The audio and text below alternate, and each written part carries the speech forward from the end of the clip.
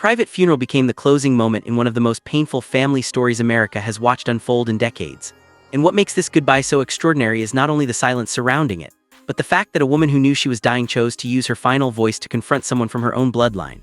Tatiana Schlossberg was laid to rest quietly as the Kennedy family sealed themselves off from the outside world and shut the doors to public view. Reporters were kept away, details were withheld, and one choice made carefully and without explanation carried a message far louder than any press statement ever could. One person was not permitted to attend. That person was the sitting Secretary of Health and Human Services, their cousin, Robert F. Kennedy Jr. To understand how a funeral became an act of meaning rather than ceremony, it is necessary to understand the woman whose life ended there, and the essay she wrote that forever altered how this family would mourn. Tatiana Celia Kennedy Schlossberg was born on May 5, 1990 at New York Hospital. Her parents, Caroline Kennedy and Edwin Schlossberg, named her after Tatiana Grossman, a Russian-born artist whose work they deeply respected. From the first day of her life, history surrounded her. She was the granddaughter of President John F. Kennedy and Jacqueline Kennedy Onassis, a name that carries weight everywhere it goes, yet that inheritance never seemed to shape her ambitions. Caroline Kennedy and Edwin Schlossberg raised Tatiana as their middle child, between her older sister Rose and younger brother Jack, in a Manhattan home where privacy mattered more than status. Summers were spent on Martha's Vineyard, a place associated with the Kennedy legacy but treated by the family as a refuge rather than a stage. Over time, Jack would emerge as the most visible member of the next Kennedy generation, building a large social media presence and launching a run for Congress. Tatiana, by contrast, stepped in the opposite direction. She chose a life that did not ask for attention. Her education followed a deliberate and disciplined path. First the Brearley School, then Trinity School, and eventually Yale University, where she earned a degree in history and became editor-in-chief of the Yale Herald. Yale was also where she met George Moran, a medical student whose quiet intelligence would later anchor her life. After Yale came Oxford, where she completed a master's degree in American history. And then she made a professional choice few people expected from someone with her last name. She did not enter politics. She became a journalist, an environmental one. Tatiana worked for the New York Times, covering climate science and environmental policy. Her reporting appeared in The Atlantic, The Washington Post, Vanity Fair, and Bloomberg News. In 2019, she published Inconspicuous Consumption, a book that examined the unseen environmental consequences of ordinary habits. The following year, the Society of Environmental Journalists awarded it first place for the Rachel Carson Environment Book Award. Al Gore praised the book for its honesty and clarity, while critics noted her sharp wit and rare ability to explain complicated ideas without talking down to readers. She built a life deliberately separate from the political currents of her family. Tatiana married George Moran in September 2017 at her family's home on Martha's Vineyard. Their son, Edwin, was born in 2022. She began publishing a newsletter called News from a Changing Planet and started planning a new book focused on the oceans.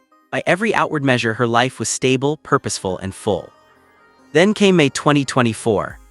Tatiana had just given birth to her second child, a daughter named Josephine. While her 2-year-old son was on his way to meet his new baby sister, doctors noticed something deeply wrong in her blood work. Her white blood cell count was 131,000. A healthy range tops out near 11,000. The diagnosis followed quickly and without mercy: acute myeloid leukemia, a rare mutation known as inversion 3. Fewer than 2% of AML cases involve it. Doctors describe it as one of the most aggressive forms of the disease.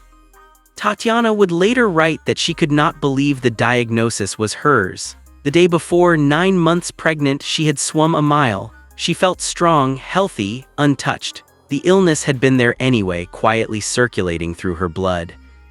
What followed was a punishing stretch of treatment at Columbia Presbyterian Hospital, intensive chemotherapy, a postpartum hemorrhage that required emergency intervention, and then a bone marrow transplant. Her sister Rose turned out to be a match. Tatiana described the process with precise, unforgettable detail. Rose sat for hours with her arms extended while blood was drawn from one side, stem cells extracted and frozen, and blood returned through the other.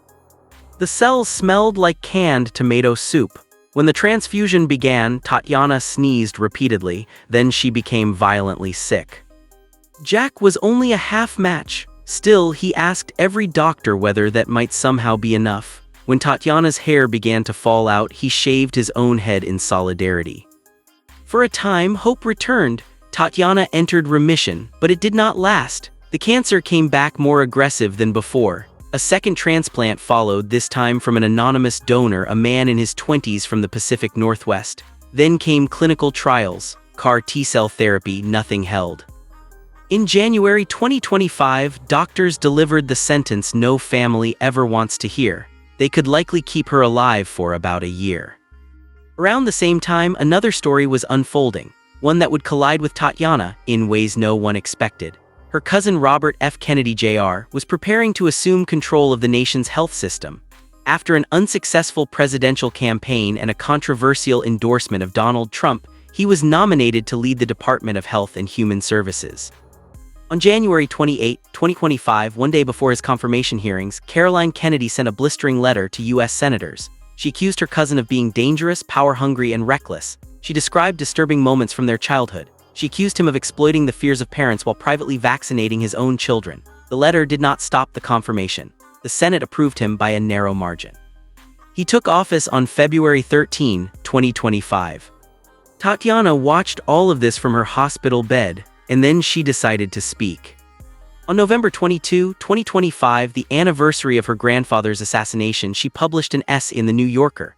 She titled it "A Battle with My Blood." Nothing like it had ever come from a Kennedy facing death. The essay was intimate, unguarded, and devastating. She wrote about her children whose faces lived permanently behind her closed eyes. Her son might remember her, or might confuse memory with photographs. Her daughter would never experience her care because infection risks meant Tatiana could not change her diaper or feed her.